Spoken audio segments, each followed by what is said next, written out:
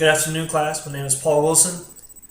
This will be the final week of speeches given, and I will be covering on how Mike Shanahan has made the Washington Redskins a better team, a team that is going to be continue to make the playoffs and continue to win the NFC East and possibly the Super Bowl in the very near future. Okay, rebuilding takes time. We all know that. We've seen the Washington Redskins go through many coaches over the last 10 or 15 years. The last time we actually have made any kind of splash in the NFC East was in 1999 when we won the NFC East. Other than that, we've made 3 playoff experiences, all been wildcard berths up until this year, and all have been eliminated first round, just like this year. But we all know it takes time. 3 years before Coach Shanahan took over, we had Joe Gibbs, Hall of Fame coach.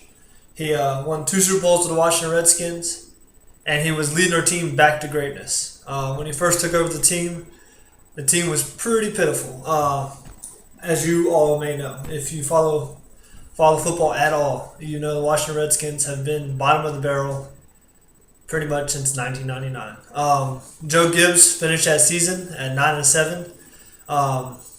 We made the playoffs that year, but we lost one of our key players due to a burglary. Someone broke into his house and shot him in the leg, and he ended up bleeding out down in a hospital. Joe Gibbs could not handle that. Sean Taylor was one of his favorite players, and Joe Gibbs retired right thereafter the end of the season. We were defeated by the Seahawks in the playoffs on the wild card, right? So the next season we hired Jim Zorn. Jim Zorn was a brand new coach, had never coached an NFL team as a head coach. He'd always been an offensive coordinator. But Washington Redskins like to try new things, so we went with Jim Zorn. We finished the season 8-8. Not bad, not good. Could have been better, could have been worse.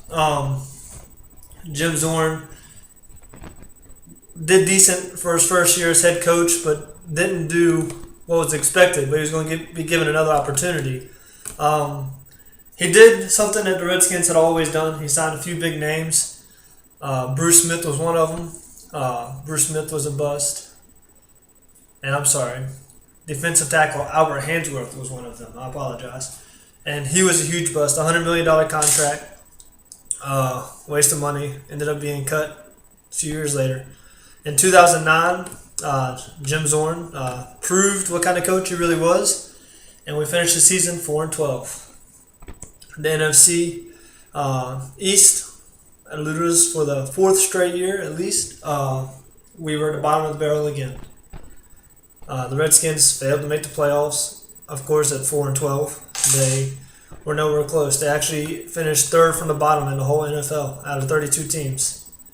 In 2010, Daniel Snyder, our owner, decided to go out and pick up a new coach. We fired the other one, so he went after Mike Shanahan. Mike Shanahan has won a couple Super Bowls with the Denver Broncos, as some of you may know.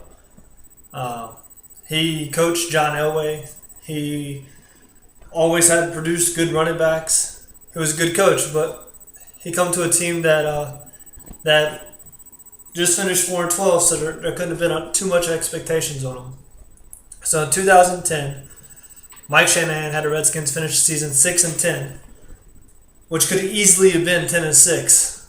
There were 4 games which were decided by possession or less. Redskins didn't have a lot of options due to previous horrible decisions that Jim Zorn and fellow coaches had made. So our quarterback was Donovan McNabb. Mike Shanahan believed that he could take McNabb and make the team better, but McNabb was on his downward slope and shortly retired thereafter. The following season, in 2011, the Washington Redskins finished 5-11. Now that year we lost a couple starters. We lost Brian Rakpo, Ryan Kerrigan. We lost Fred Smoot. We lost several other players due to injury that season.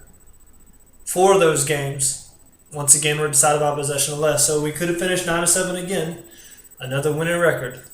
But, of course, we didn't. We failed to make the playoffs again. The following season, 2012, we started off the season 3-6. I had given up all hope on the season again until Mike Shanahan got organized a team, motivated them, and put them on the right track. We finished the season 10-6. We won the NFC East for the first time since 1999. Huge deal for me and all the Redskins fans since it's been so long since we've seen a good team. We had a rookie quarterback, we had a rookie running back, and this offseason proved again that Mike Shanahan was the coach the Washington Redskins wanted to keep. We had several players, one of them being D'Angelo Hall, being released from the Washington Redskins because of cap casualties and us not being able to afford players and re-signing for $4 million less. You have got to be dedicated to give up $4 million of your paycheck just return to a team. You've got to have some kind of hope that the team is going to finish and win the Super Bowl. This is why I feel the Washington Redskins are the best team in NFL right now. When you have players willing to commit to stay to the team, even after taking a $4 million pay cut, you have something special. Our record not only shows that we have something special, our rookie running back, our rookie quarterback, and our draft picks this year will produce also. The Washington Redskins, by far, are the best team in NFC East. The Dallas Cowboys are inconsistent.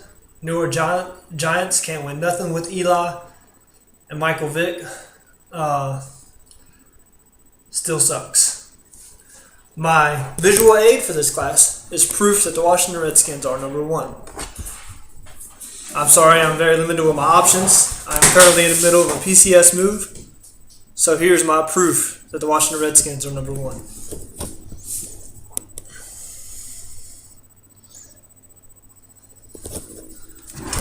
This concludes my class.